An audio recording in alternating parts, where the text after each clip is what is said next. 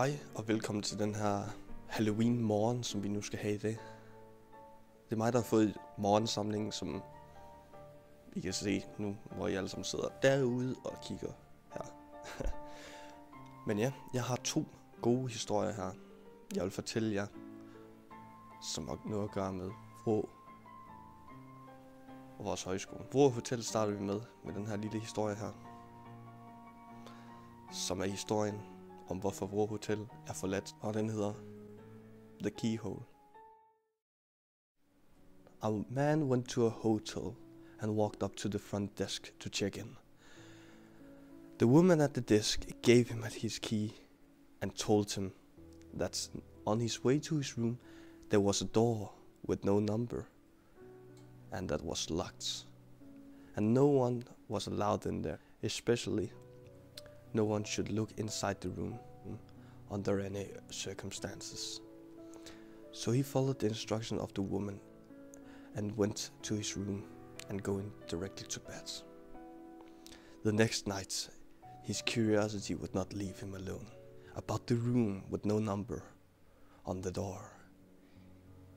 He walked down the hall to the door and tried the handle. Sure enough, it was locked. He bent down and looked through the keyhole.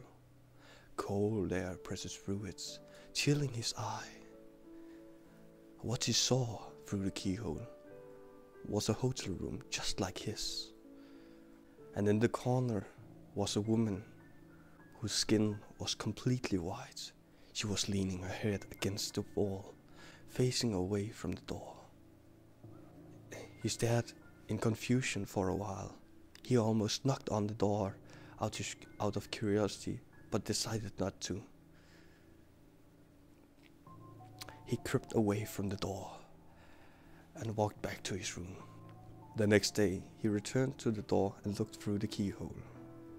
This time, all he saw was red. He could not make anything out beside the distant red color. Perhaps the woman who was in the room knew he was spying the night before and blocked the keyhole with something red. At this point, he decided to consult the woman at the front desk for more information.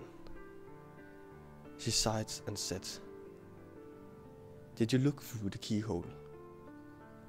The man told her that he had, and she said, "Well, I might as well tell you the story. A long time ago, a man murdered his wife in that room, and her ghost haunts it. But these people were not ordinary. They were white all over, except their eyes, which were red."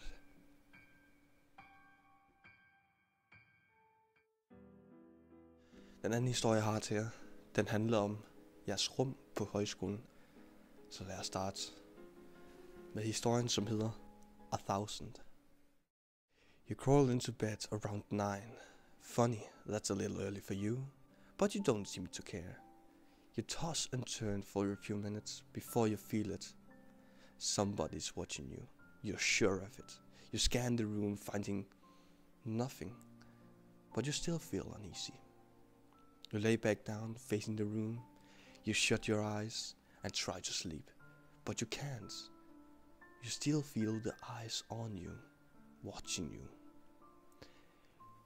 You pull the covers over your head and the feeling fades. You relax and closes your eyes.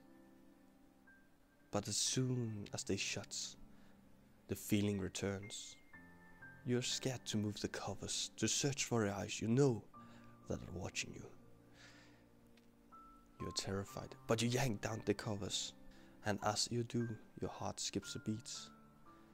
You scan the room, seeing absolutely nothing yet again.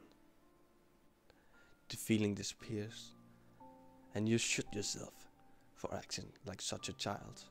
You roll towards the wall and quickly fall into a peaceful sleep. But let me ask you this, do you know how many hiding places there are in your room? I do. Thousands.